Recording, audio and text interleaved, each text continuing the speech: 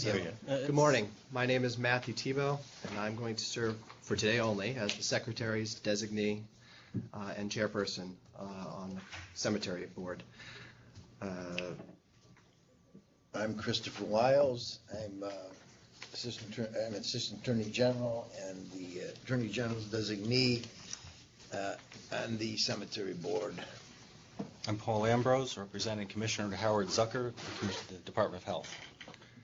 Thank you both. All right, let's jump right. Should we do the rest of the? All right. Sure. Go ahead. Sure. Louis Polishuk, Division Director.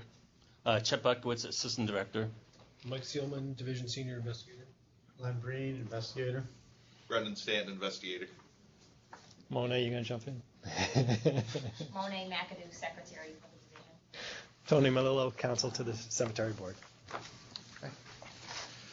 Let's jump right to the agenda and move along. I need a motion to approve the minutes of the previous meeting. Oh, you got to have something. Oh, yeah. I'll make the motion and then. Okay. Motion's made. What do you have, Paul? I just have editorial changes. I don't have anything substantive, which I can give to Monet. Yeah. Okay. All right, so we'll take up the minutes as amended. You want a second, Paul? So you're moving to approve as amended now, right? Yes. Yes. I'll second that. Okay. All in favor? Aye. Aye. Here we go. All right. All right, next on the agenda, legislation and regulation. I'll turn it over to council. Nothing to report. No legislation in session. No legislature in session. We don't have any rules pending. We're going to be working on our next set soon, I hope. Status of the pet burial. I'm sorry? The status of You want to do that? the status of the pet burials at cemeteries. The legislation? Yeah. I don't believe it's been signed. It's just been approved by both legislatures, but it hasn't been signed. Right. I think there's another bill that's related to us, maybe more funeral directing, that also is awaiting signature. Okay. Division report, Louis. Well, the main thing to report is that despite all the calls we're getting, the pet cremated remains bill hasn't been signed. So for all the cemeteries that are calling us to establish a charge for burying pet cremated remains, please wait. Hold that thought. And we'll get back to you if and when the governor actually signs the bill. Other than that, we have, for public consumption, we have our cremation course coming up in October 20th. And the State Association of Cemeteries is having its Oneonta regional meetings. That it's either the 19th or the 21st. The 19th. And we will be presenting there. That's always very well attended from Central New York.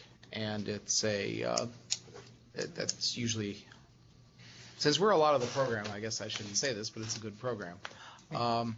The other thing is that, thank you to NISAC, thank you to Tony, thank you to the division, we now have on our web, is it on the website yet? It is now live on our website. The guideline, the application for use of net appreciation of perpetual care funds. So any cemetery that wants to use a portion of its net appreciation of perpetual care funds to provide perpetual care, not for any other reason, to provide perpetual care, you may do so. Mechanically and calculation-wise, it's actually a lot more straightforward than the permanent maintenance one. So anyone who's thinking of using it will probably find it slightly easier to fill it out. But just as a reminder, perpetual care, be it income, net appreciation, or what have you, is just for perpetual care and not for any other purpose. That's pretty much what I got. Okay. Thank you. Oh, just to let you guys all know, the public can know this too, we are revising our annual report form. It will be out in time for the annual report mailing. We finally and somewhat belatedly got it to council for review. Thank you, Louis. Vandalism report. Chet. Yes. For the fiscal year ending March 31st, 2017, vandalism fees collected were $69,820. Applications granted totaled $548,800. $810. Applications pending total $270,975. Of the applications granted, 3 were for vandalism applications totaling $20,424. 18 applications were for restoration of hazardous monumentation, totaling $428,386, and 1 application for abandonment for $100,000. Yeah. You have if you want. Thank you, Chad. Yep. All right, we have, it looks like 10 vandalism fund applications. I think, unless there are questions or comments, are there questions or comments from the board? I do have a question, a couple of questions. Sure. On Hartwick Cemetery Association, at least in my packet, here it is. The cover sheet has Broome, Monument, and Walcott Lawn Cemetery as the bidders, and the attachments are Cherry Valley and Humphreys. That is a mistake on the cover sheet that Chris pointed out to me. Okay, so About that. Are the numbers right? no, I don't. The $1,760 looks like it's supposed to be 17,000. No, or it's is that not right? 1,700. What happened was the application was split into 2 portions, and the portion being presented today is just to upright ones that don't need a new foundation, so that's the reason for low cost.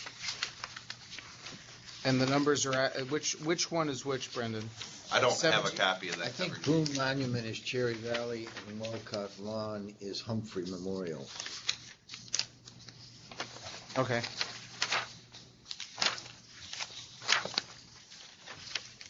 That's correct. And how much was the Humphrey? Humphrey Bid. It was was a lot more. It's $5,725, Cherry Valley was $1,760.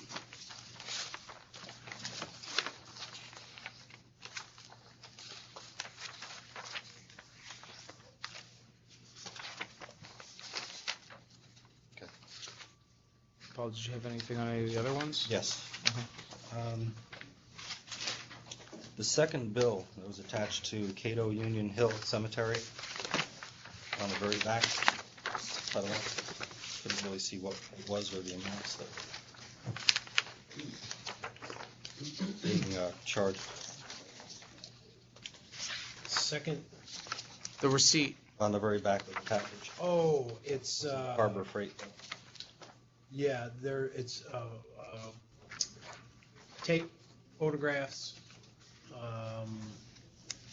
I believe that's, Yeah, that's what it is. It's the bill for photos. basically it's photography expenses. There was other. And the tape. The bill that they submitted had, like Harbor Freight, had a bunch of other items on it, and I talked to the president, and they were just requesting the 2291. So the 2291 is in there listed with the exhibit. Yes. It just got cut It's off. just a portion of it. Looks like they shifted when it was photocopied.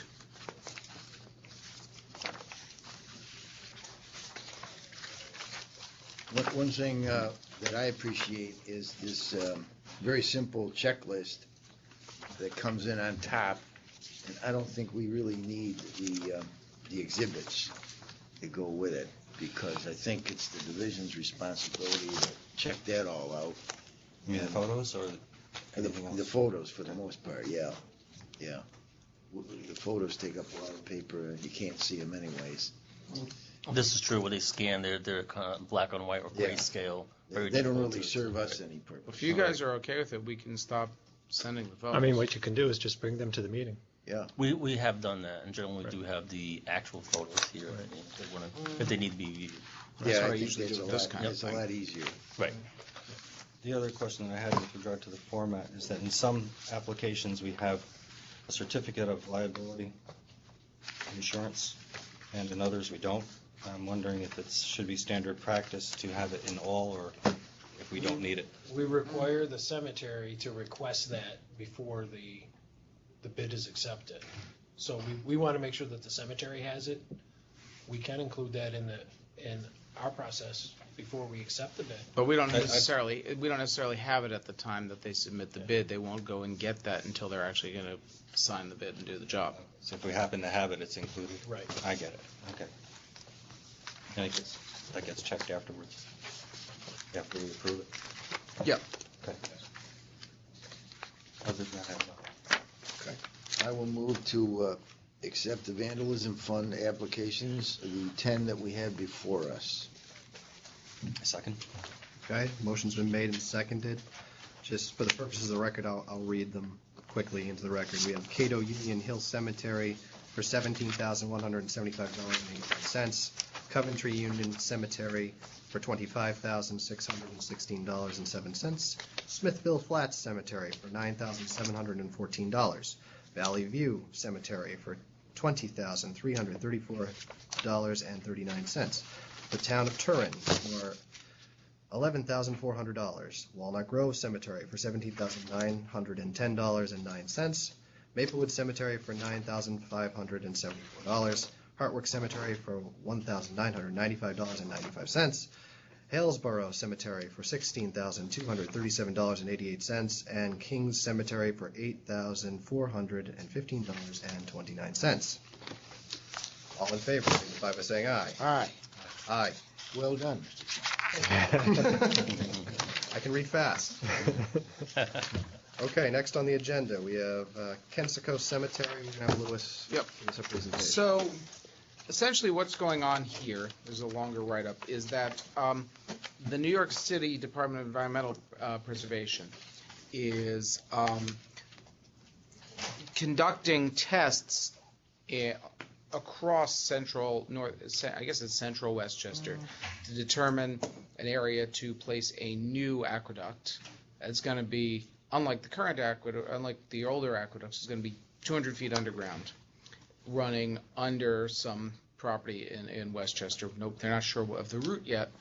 To, I think it's primarily, if I recall, for overflow/emergency capacity. So if they have to shut one of the other ones down for maintenance, and they will have to do that soon because they're aging, they'll have something to use that for it. Soon in the grand scheme of things. This is a 10-year project. The actual tunneling is not on the agenda and is not tied to anything in the current application. That was an issue that was my initial reaction to this, is we're in no way prepared to approve a tunnel under a cemetery right now. That's not what they're asking for. This application is solely about setting up a drill to do some test boring. They're doing it in a couple of sites. One of them happens to be at the edge of Kensico Cemetery. The location, they're paying $15,000 to set up this thing and run it for about 10 years over on this site. The site is in land owned by the cemetery, but if you were not familiar with the cemetery's actual boundaries, you wouldn't know that it was in the cemetery. It's a work area across the street from any interments, tucked in between a public road and the Taconic Parkway. There's a big pile of dirt there. Where they keep their clean fill. There's a couple of pieces of equipment, and then there'll be this boring thing, which will be, again, secluded in the trees and the dirt pile, and not in any way, shape, or form accessible to or from the cemetery. Given that they're not committed to approving the actual tunnel under the cemetery 10 years from now, and that will still need I'm to be confused. I Okay. mean, they are boring into the ground Yes, to insert this correct. thing. How deep in the ground are they going? I think we have a representative from Kensico here. They're saying, well, it's a 560-foot deep angle boring, so vertical depth is 485 feet. Okay. Well, right. So I think you should distinguish when you say they're not tunneling, they are boring into the ground. Well, the other thing is, that's correct. But the other thing I forgot to mention is this is being done at an angle. The angle is actually away from the cemetery. Well before they go down 485 feet from the surface, they're going to be under property that is not the cemetery's property. You could do a little geometry. They're only about, Ray, what do you think, 20 to 30 feet from your property line where they're setting this thing up? 30 feet? Very close to the Metro North Railroad track, yes. So they're Want going to to be, identify yourself, just for Oh, Ray Planell, Kensico Cemetery. so they're almost at the edge of the property, and they're going to be boring at an angle away from the interments and away from any other cemetery property. From the division's perspective, this is found money for the cemetery that will have absolutely no impact on their operations. I have just a couple of questions. Ray, I see that the contract is between Kensico and the company doing the boring and testing, Hazen and Sawyer. Yes. So they must have a contract with who to do this The work? city, the city retained this joint venture to do the testing on their behalf. And that's the way it was presented to me. And originally, when we had the contract,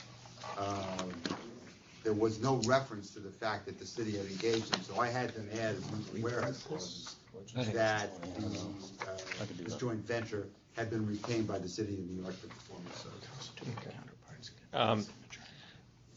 The only thing I didn't see, and maybe I just missed it, was I looked at the agreement. I'm very happy with what you've been able to negotiate.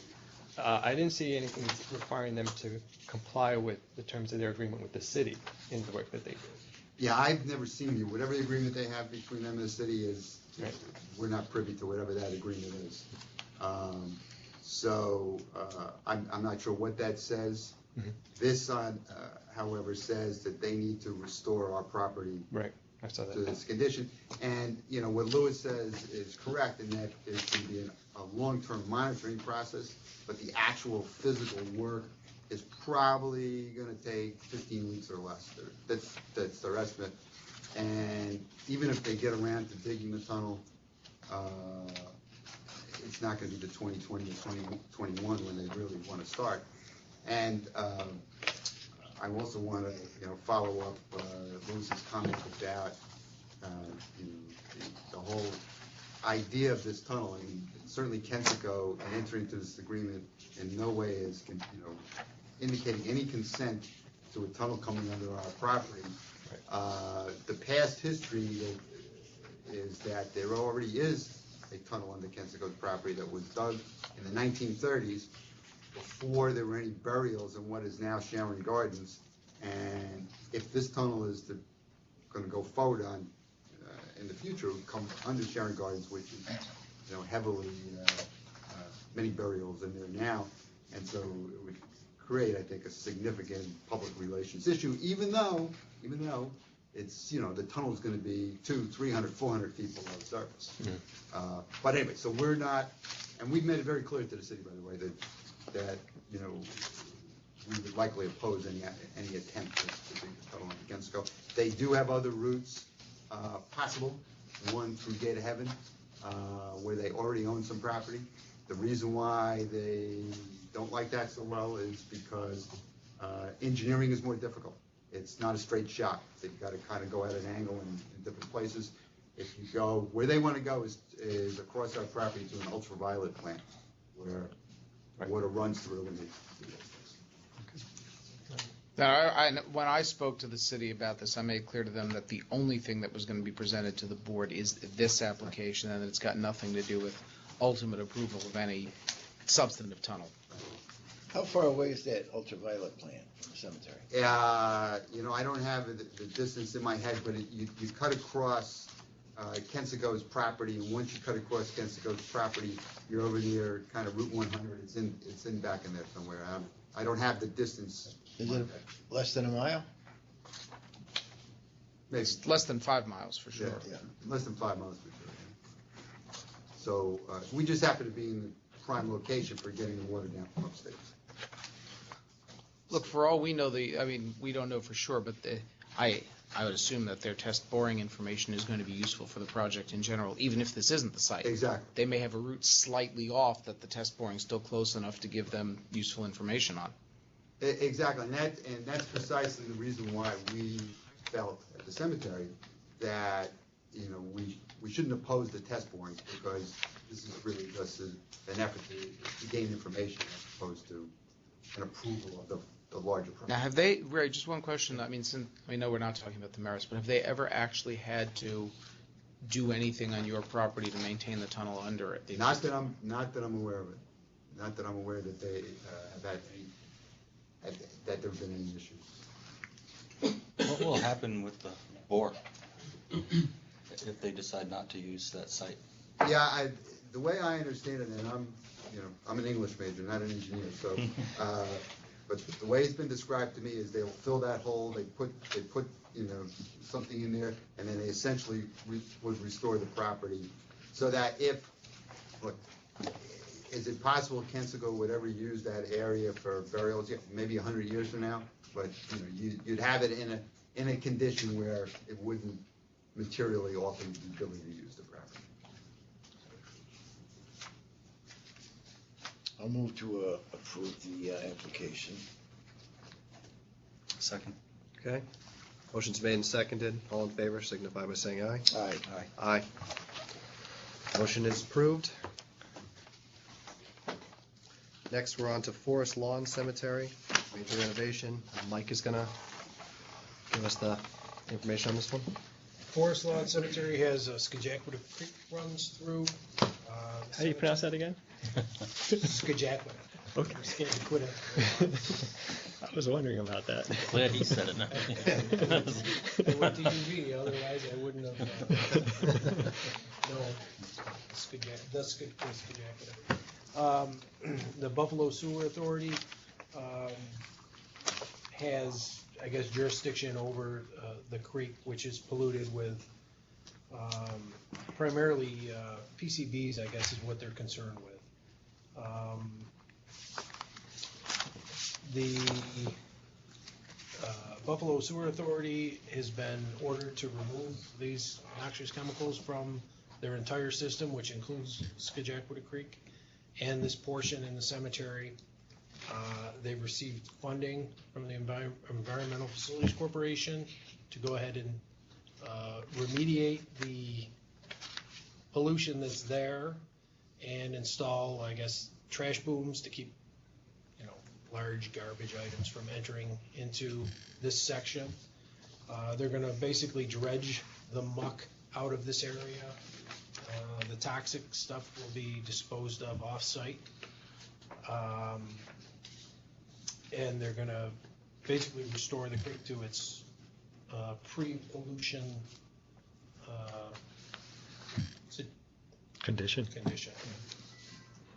But this is something that was ordered. Buffalo Sewer Authority was ordered to do this, and they're paying for it. There's no burden on Forest Lawn. They have posted signs in the area to let people know what's happening, and they'd like to start work this winter. We actually see this as a huge benefit to the cemetery. There's going to be, instead of this kind of dodgy waterway running through it, once it's cleaned up, Forest Lawn does a fair number of non-traditional cemetery activities in the cemetery, and now they'll have a clean, pretty stream running through it that they'll be able to develop around, not in, obviously.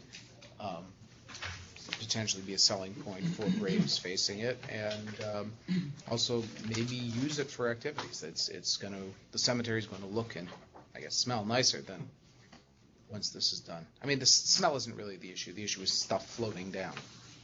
Yeah, the concern with the smell is while they're actually doing this dredging, and that's why they want to do it in the winter. So who ordered this? It says the Buffalo Sewer Authority was ordered. I'm assuming it was the DEC, but I haven't actually seen that in writing. Yes, I haven't seen anything from DEC, but Cindy says that Cindy Craig, our investigator out there, says the cemetery said that Buffalo Sewer Authority is acting on a mandate from DEC. Okay.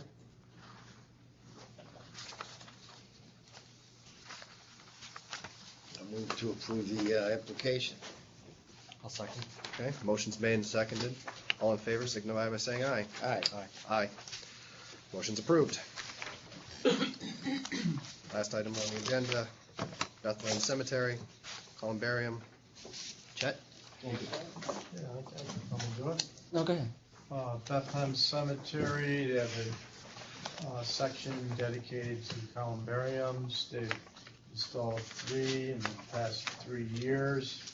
actually 2012, 2013, and 2014. They didn't install any last year, so they're just continuing on with 2 9-inch columbarium units. It costs $13,000 to be paid from the general fund. So niche sales have been good. They haven't had any trouble selling the niches in the previous columbarium, so I expect that they will continue to sell niches in this columbarium that they intend to install, or the 2 columbariums rather.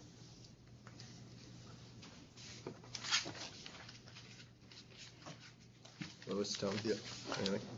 Anything else? No? Len, there's a reference in the bottom of the first page, the current maintenance fund. Is that really the general fund? That's right. Okay. Because this would not be proper under a restricted maintenance, would it? No, they're not paying for it out of the PM fund. It's coming out of their general fund, which they're very well set. Well, Adequate. To be clear, they could, if they wanted to, seek to borrow from the maintenance fund, but they're not doing that. Yeah, it's fairly straightforward, and they have a history of selling niches, so this is, we believe, a pretty straightforward application. They have the experience of selling these, and they're limited in spaces available currently. And given, as Len was saying, it's a designated section for these, it's just another phase. And they have some $270,000 in general fund monies, so this construction will be funded through general fund at a cost of approximately $14,000, the project should generate anywhere between $32,000 to $40,000, giving them a positive return on their investment. Actually, their general fund is 183, I think 270 is The total funds. Yeah. Oh, then my apologies. Yeah, that was but typo. You expect the return over 10 years? Is that? Yeah, if they sell this out over 10 years, the total receipts would be in the range of $33,000 to some $43,000. It depends. If they sell the niches, if they sell a single interment, then it'll be less. If they sell double interment, it'll be more. So it's hard to pinpoint exactly how much the return and the investment will be, but minimum 20,000 if they sell a single niche only. Correct. The bottom line is they've made money on every single one of these so far. Right. How's the have things calmed down there? And they went through a difficult time when. Okay, I thought that might be. This is Rick Barnes. He's on the board of Bethlehem. Yeah, things are going well. We have an active board. We meet regularly, and we have one of our board members is acting as administrator, and things are progressing fine. Our goal long term is to build our reserves, obviously, and position ourselves in the future. We have plenty of open space, and we have a good reputation in the community. And so the long-term goal is figure out our balance between burials and that is casket burials versus columbarium niches or brown burials for cremation. But we seem to be working well as a board. Finances are stable, and we're hoping over time to build them.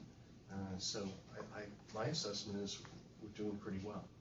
Just so everybody knows why I asked the question, just a couple of years ago, the cemetery operator was retiring, and that also meant a number of board members were leaving, and they were considering whether they would be abandoned because they couldn't find board members, and it sounds like everything's worked out really well. Yes, a former town supervisor has become the president of the board, and then working with the current town supervisor, we filled board spaces. I'm a volunteer, a neighbor, but similar background, we filled the board with active people, and we're doing a lot of volunteer work to try to move forward, position ourselves in the future. And we do have a lot of space. We have undeveloped space in woodland still, so Good. we figure many generations to come. Excellent. Good to hear. That's great, yeah. How many members on the board now? Excuse me? How many members on the board now? 8, and active. This makes good fiscal sense. I can't do compounding interest in my head, but this makes fiscal sense, and we're just investing the money. Yeah, The we're return on- selling what we have, we project will be sold, fairly soon. If you run out of crisis for this to be approved, if there was a problem with the application, but because it's the same space essentially as we've had success in sales so far, we don't think there's an issue with future sales.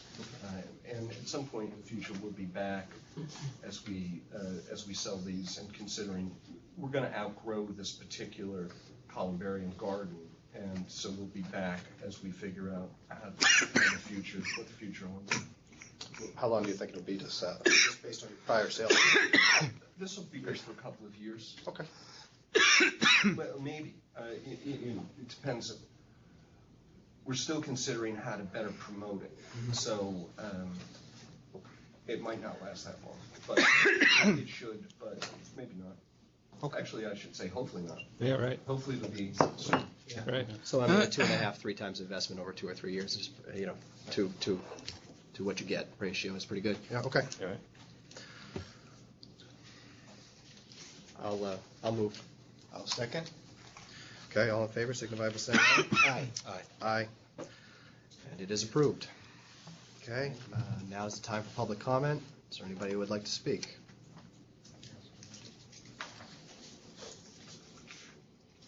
Okay.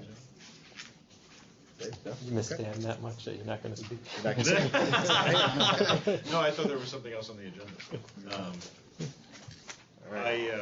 I just want to thank everyone for working with us. Dave Fleming from the New York State Association of Cemeteries on the forms for PC net appreciation. Glad they're out. It's good timing for our conference this weekend, and we can make folks aware of that, so thank you very much. Great. Anyone else? All right. I'll now move that we move into executive session and close the public session. I'll second that. Motion made and seconded. All in favor? Aye. Aye. So Dan, would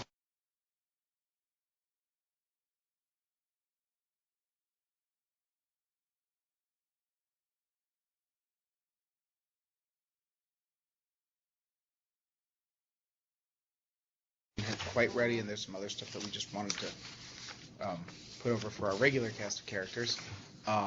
So the date that we discussed was Tuesday, September 27th at 1:30 p.m. I'd love to also set an October date Yeah, come now. on. Can you do that?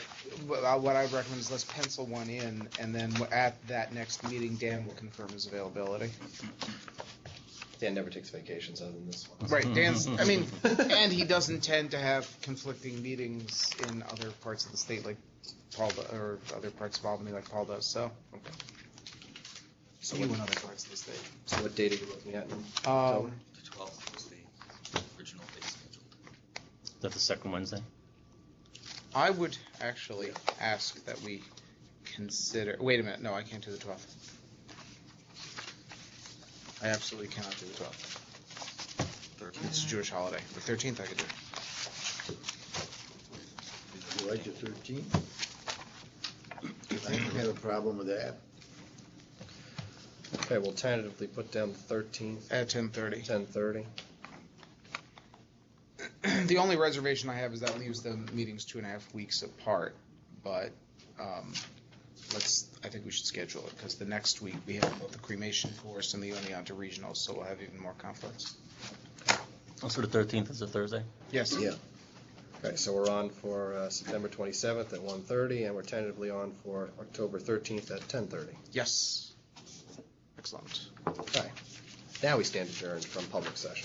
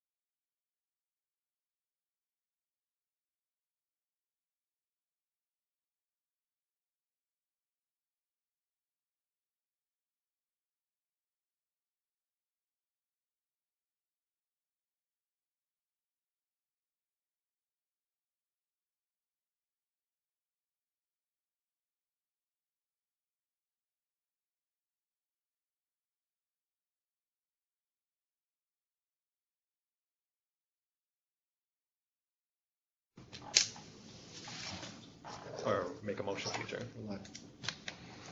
Okay, being as there is nothing to report from executive session, I now move that we adjourn until 9:27 at 1:30 PM. Second.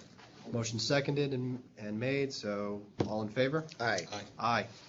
We're adjourned. This meeting is adjourned.